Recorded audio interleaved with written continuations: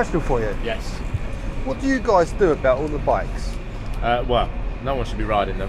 Mm-hmm. So I've gone around asking over 10 of them now what their speeds are. I'll be honest with you, I'm filming. Yeah. Just to be clear. So they're illegal, aren't they? Because as soon as they're being used for this purpose, they're illegal. And on the road. In Brighton, they're obviously, it's enforceable by us. Yep. It's a problem that we know about. It's a problem we have across the whole of Sussex. Some counties obviously do the trials and things like that, don't they? So it makes it legal for some people to use it, but only normally bikes that are part of the scheme. Mm-hmm. So where you have like Lime and things like that, they normally set up the scheme. In Brighton, they're all completely legal, all of them. So we do go around and have days of enforcement and things like that. Unfortunately, the problem has grown so much that at this moment in time, if you look at like right now, obviously I'm grabbing some food right now. Everyone's got to wait. Yeah, exactly. So it is enforceable. They are illegal if they're motorised without being pedal assisted. Yep. So if someone gets on and don't pedal and they're effectively, you know what I mean. Yep. So if it's got a throttle and it powers the wheel on its own, that's illegal. If they're power assistants in e-bikes, you know, like you can see the legal. Yep. Exactly, yeah. 16.3 mile an hour, exactly, whatever it is. Yeah. So funny enough, you'll see a lot of people being careful now around. Of course. So yeah, they are illegal. We do try and do stuff about it. We don't enforce everything because quite frankly, it's got out of hand and there's too many of them. So we will try and do it, especially where there's like antisocial riding and things like that. But at the moment, there are lots of them. It is out of hand. It is a problem that everyone knows about, especially in Brighton. So essentially a losing battle. And now that leads me on to another losing battle question. Yeah. Weed. Okay, the whole town stinks of it. Yeah, I hear that. You know what the answer is. Same again. Obviously, it's illegal. Yeah. Obviously, our stop and search powers. Yep. We have those, section 23. However, it is one of those things in Brighton, in such a built-up area. If we smell it, it depends where we're smelling it coming from. If we go up to someone and we can pin it down to say I'm talking to you and I'm literally smelling and going, it's definitely you. It's on you, yeah. It's a bit easier, but obviously in congested areas, it's a lot harder for us to track down where it's from.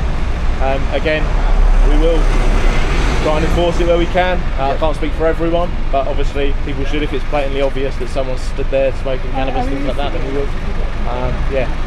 That kind of answer. It does, yeah. Yeah, I know it's frustrating. I know the bikes are frustrating, especially when you have a legal one. Yeah, no, it's fine. I did a video about 9 months ago of these guys, and I was chasing them around, and I can't keep up with them. Yeah. I physically can't keep up. Some of them are doing 41 now. I've asked today, and some of them said some of them topping out at 60. Yeah, I can imagine that. So the Sauron, the brand Sauron, is the biggest brand we see in terms of speed-wise, I'd say, just from my own personal experience. But you get a lot of. They're very different to the bikes, though. So the bikes that are the bike. I know what you're talking about. The bikes where they put the battery packs and stuff like that, so they fully adapted them. Yeah. So like that, there's those ones which are actually designed and built like that, aren't they? It's double battery on that. Yeah. So whereas you see I know what you mean, the mountain bikes, don't you, with the big battery packs, things like that on. That's when they do tend to be quick.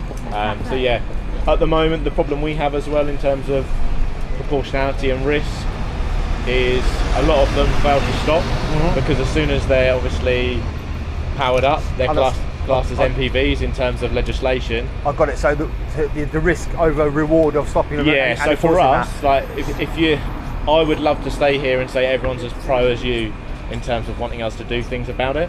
Yeah. Not everyone is. I don't necessarily want you to do something about it. I'm more inquiring as to why nothing gets done about it. So when it comes to to us trying to stop bikes, a lot of the time they will fail to stop because they know as soon as they have got it and it becomes a mechanically controlled vehicle, etc., it fits into legislation, meaning you need a driving licence, insurance. Right. No insurance company is going to insure anyone on these bikes because they're all adapted, they're modified and things like that.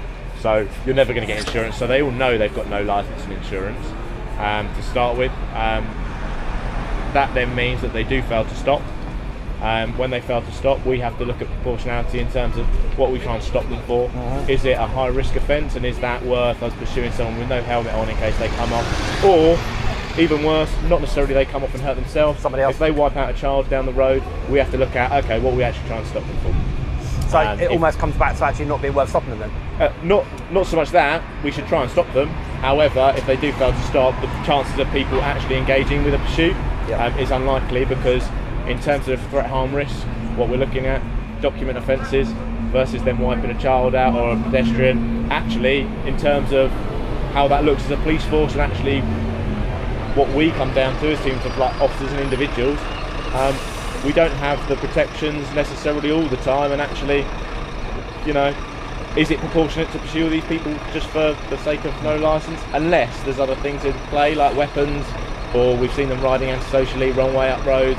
That then may mean that the proportionality is there, but all the time it's just people going around delivering. We would say that is low risk in terms of threat harm risk. It makes sense. So it's like you say, in the grand scheme of things, the easiest way to describe it is actually, it kind of, is it worth it in terms of us engaging with them and them failing to stop? That's where the issue is. They annoy me in places. Some people ride them carefully like they would a bike. Some people don't. Does that make sense? No, absolutely does. Mate, thank you. Mate, your food's getting cold, but I appreciate your time. Look, it stays a bit warm. Nice. Mate, take care. Have a good evening. Thank you.